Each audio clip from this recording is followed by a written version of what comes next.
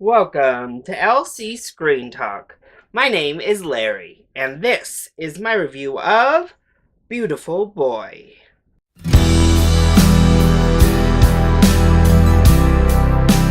This was one of my most anticipated films of the fall movie season. When I saw that initial trailer, I was blown away, honestly. I thought it looked amazing. Plus, Steve Carell has become pretty reliable overall when it comes to accepting and performing dramatic roles. Add that to Timothée Chalamet, who was the star of my favorite film of 2017, Call Me By Your Name, and this looked like just an all around recipe for an impactful, emotional, well executed time at the theater. And overall, I would say that's pretty much what this movie delivers. It was a really solid flick. So let's go ahead and talk about those positives first. Well, I mentioned our two leading performances, and they were outstanding.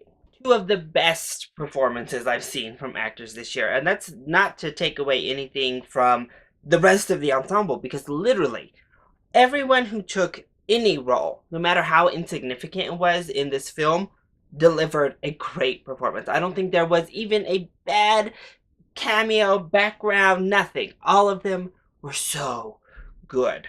But definitely our two highlights of the film were Steve Carell and Timothée Chalamet. Steve Carell is tasked with a very, very difficult role, in my opinion. This caring father who is confused, who is sad, who is angry, who wants to help, who feels lost, but also is controlling and also contributes to the problem that he's trying to solve. He doesn't realize he's committing to this problem, but he's a part of the whole circle of things. And Steve Carell just knocked it out of the park. I really don't think there was a flaw in his performance. He was really fantastic.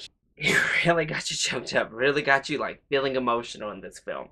And then we get over to Timothée Chalamet, and I think he should have won for Best Actor last year, personally, but I am hard pressed to think of a better supporting actor performance from 2018. He is fantastic. This is a flawless performance from Timothée Chalamet. He also is tasked with something very difficult, a drug addict, and all of the negatives that come with being a drug addict, but also being a sympathetic drug addict, being someone's kid, being someone's older brother. And you're able to really, really connect with this kid. That's the magic of this film, is that you feel so much and you connect so much with these two main characters that it keeps you invested in what happens to them. You care about the outcome because these actors really create real, well developed, layered people on screen, and you don't feel ever like you're watching acting. You feel like you're just watching people. This is a very heavy film. I wouldn't say it's just like a wall of darkness for 2 hours, but the moments of brevity come, but they are not the norm in this film. It is heavy, it is emotional, and it's here to open up and kind of expose a world that we still just brush under a rug, that we still just kind of pretend doesn't happen or will never happen to us or can never happen to our family and our loved ones or us, you, yourself. And it does so in such a realistic and effective way overall. There's not a lot of blame put around in this film. And as I said earlier with Steve Carell's character, it's a whole community of things that happen. Not one person's fault. Not always about one event. It's not always about anything, really. And then, obviously, once we get into that cycle, it affects everyone. It's not about what did I do, how did this happen.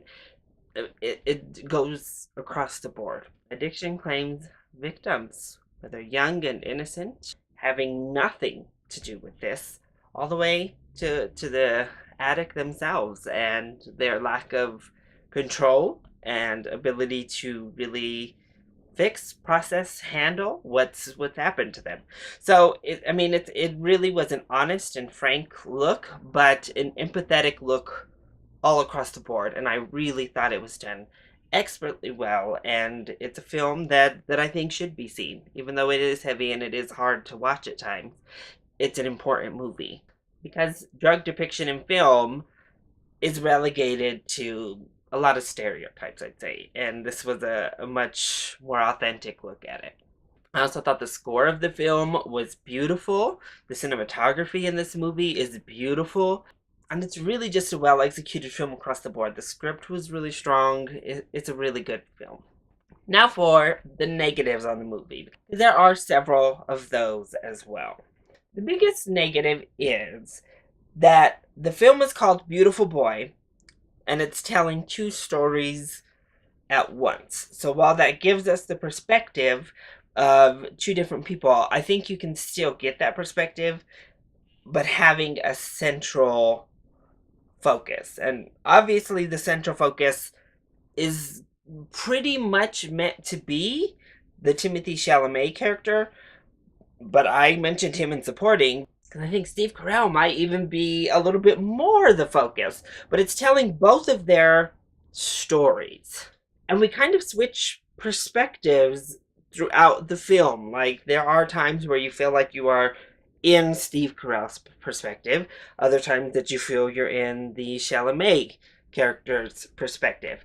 And I think a little bit gets lost in that dual focus type of atmosphere we're in throughout the film. There were also moments where I feel like it was a little bit heavy-handed and a little bit like, oh, like there's this notebook scene that really stuck out to me where I was just like, I don't know that this was necessarily needed, and once it was happening, I don't think it was really executed as well as it was trying to. This last one isn't necessarily a negative for me personally, but just be warned that the structure of the film can feel repetitive.